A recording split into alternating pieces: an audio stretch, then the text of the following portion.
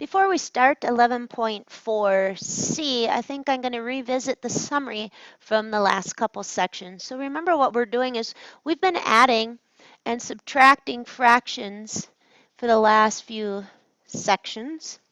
And we've done them two ways, with like denominators,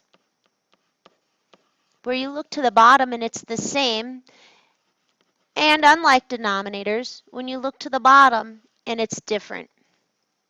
When you have like denominators, it's nice. It's back to the old, well, what's 1/7 plus 2/7 from elementary school, where you say, well, it's cut in sevenths, so I'm going to keep that bottom, and I'm just going to add up the tops. And I'm going to put add or subtract the numerators or the tops. And then always we simplify at the end. So when we first started working with our addition and subtraction of fractions, we had the denominators being the same. So really what our only difficulty kind of was this simplifying, because with polynomials that required a little factoring and canceling. But the like denominators wasn't too difficult for us. Then we moved on to unlike denominators, and we didn't just get to keep that bottom. It would kind of be like if this had been a 3 down here. Well, it's not cut into sevenths. One's cut into sevenths and the other's cut into thirds, and I need to have them the same in order to add them up. So we find what's called the LCD, or the least common denominator. Remember, that's all about containment. It's the smallest thing that contains every factor. So the smallest number that contains both a 7 and a 3 is a 21. Then we need to alter the tops by basically multiplying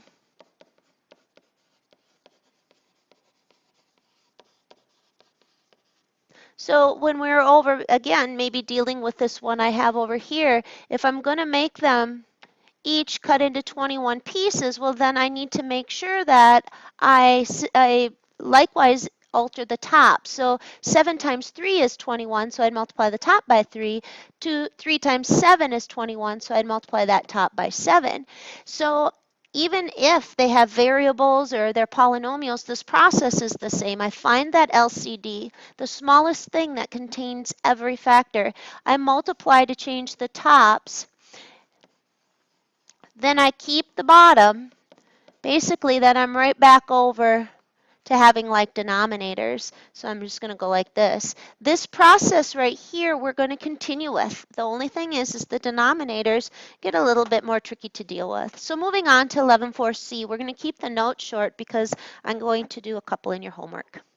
So our objective is going to be, again, we're still adding. We're not going to have common denominators today, and also our denominators are going to have some binomials in it. So we're still going to add and subtract. We're still going to have unlike denominators, or bottoms.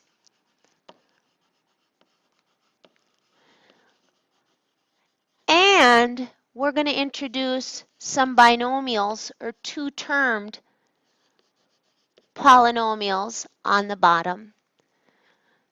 So first up is a review of yesterday, where we immediately notice that we're doing subtraction. By the way, your eyes should always go to that operator in the middle because we have a different process, whether it's addition, subtraction, multiplication, or division.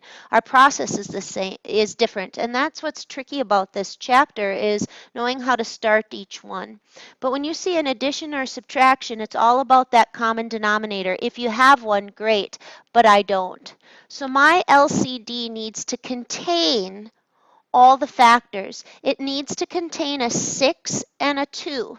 So just ignore the x's on the bottom for a minute.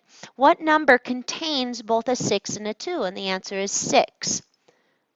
Then I need to contain an x and an x squared. So I need that highest power of the variable because x squared by nature contains an x. It's kind of like if x was a $10 bill. If you have two $10 bills, you automatically have one.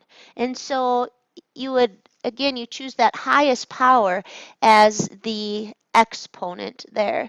Now I need to alter each one of these so that I have that LCD. So you'll notice that what I'm going to do is change these so they both have that LCD on the bottom, but again, I need to alter the tops. If you go back and look at our summary up above. Well, this has the 6, it has 1x, but it needs another. That'll give me a 6x squared on the bottom, which means I need to multiply by x on the top.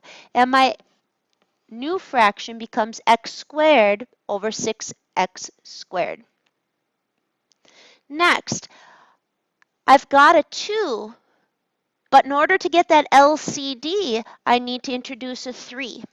I've already got the x squared, so I don't need any more x's. So this one just needs a 3 on it. So basically, over here, I'd have a 3 times x plus 1. Next, what I would do is clean this up by distributing it in.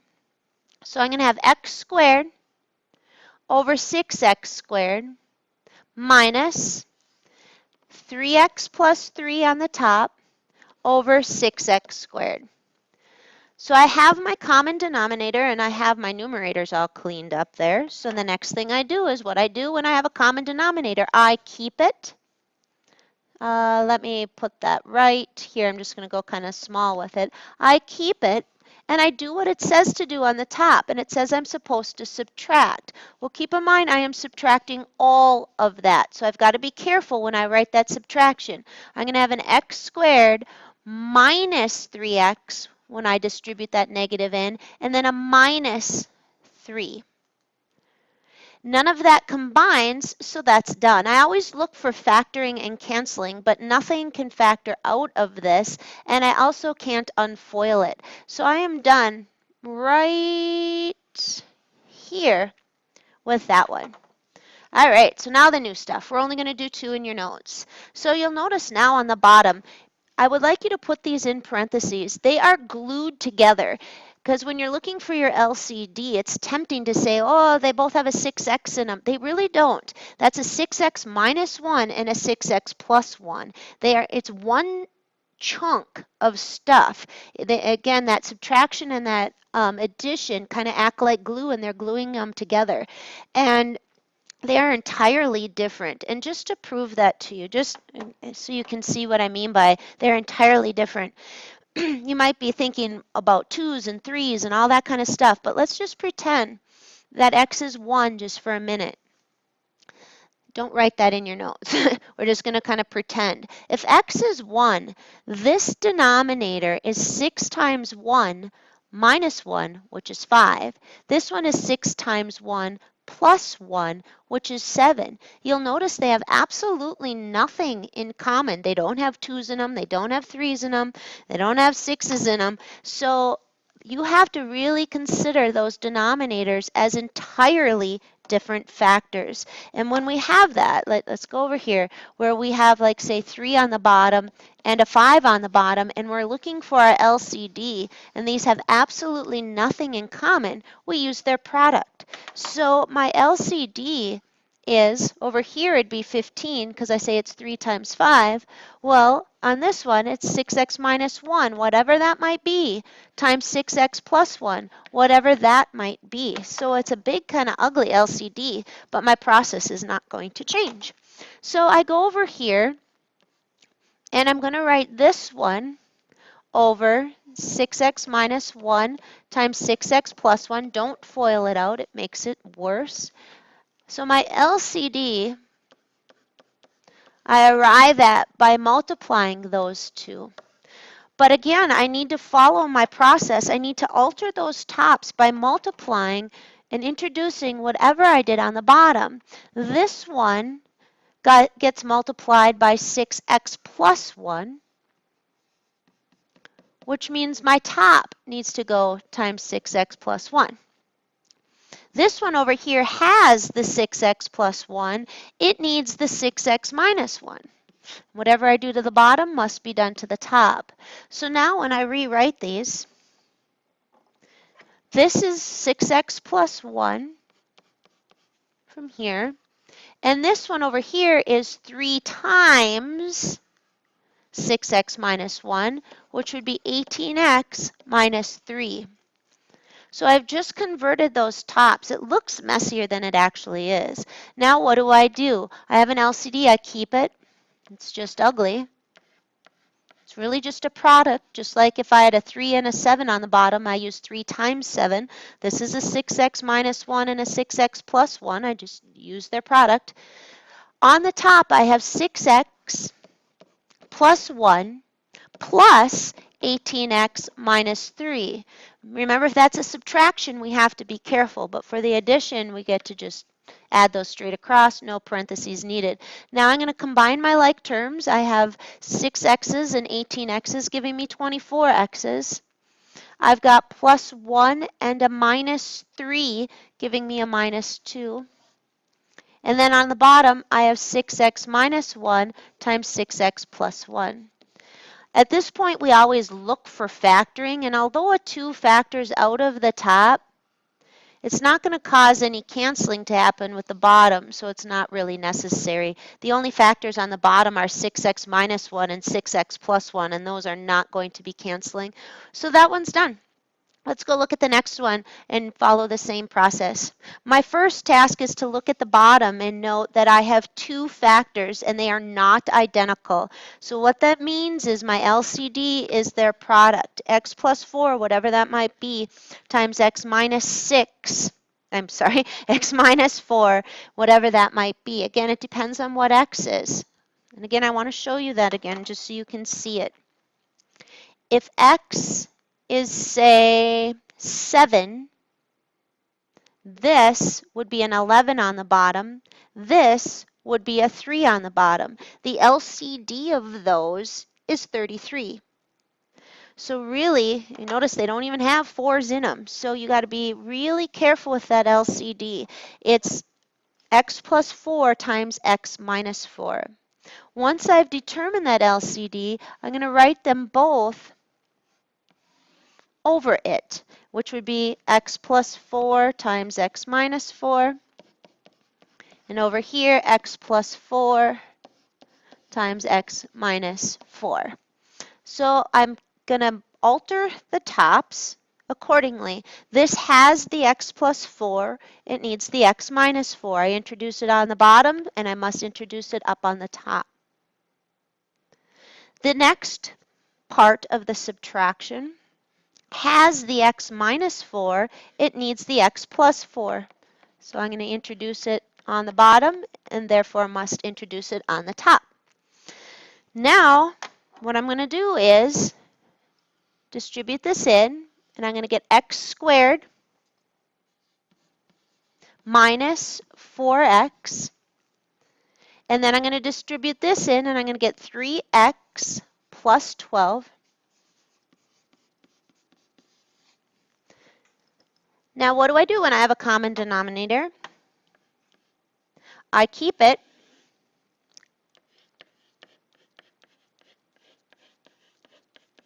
And I do what it says to do on the top. And this says to subtract. So I'm going to have an x squared minus 4x minus all of this stuff, which means it's going to be a minus 3x minus 12. So be careful with that subtraction that you lock it in parentheses. Moving right along, on the top I've got some cleanup that I can do. Whoops, I went a little too far there. I've got like terms here that can go together. So I've got x squared minus 7x minus 12 all over x plus 4 times x minus 4.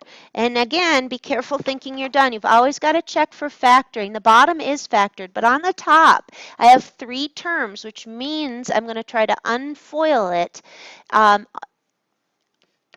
Is there a pair of numbers that when multiplied give me a 12, a negative 12, and at the same time add up to negative 7? And at first I was thinking 4 and 3, but they'd have to both be negative, which wouldn't work. So I think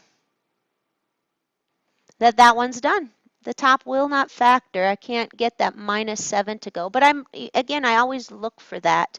So I'm done. I'm going to go do some on the worksheet. So there's a worksheet for this one. Actually, since this is just notes, I'm not going to do that. This will be it for notes. The assignment for this section, 11-4C, day 1, is numbers 1 through 9 on the front of the worksheet. I think I'm going to do number 2 because it's got a little bit of a difference to it. So I will do number 2 on the yellow worksheet for you. It's an x plus 1 over an x minus 2.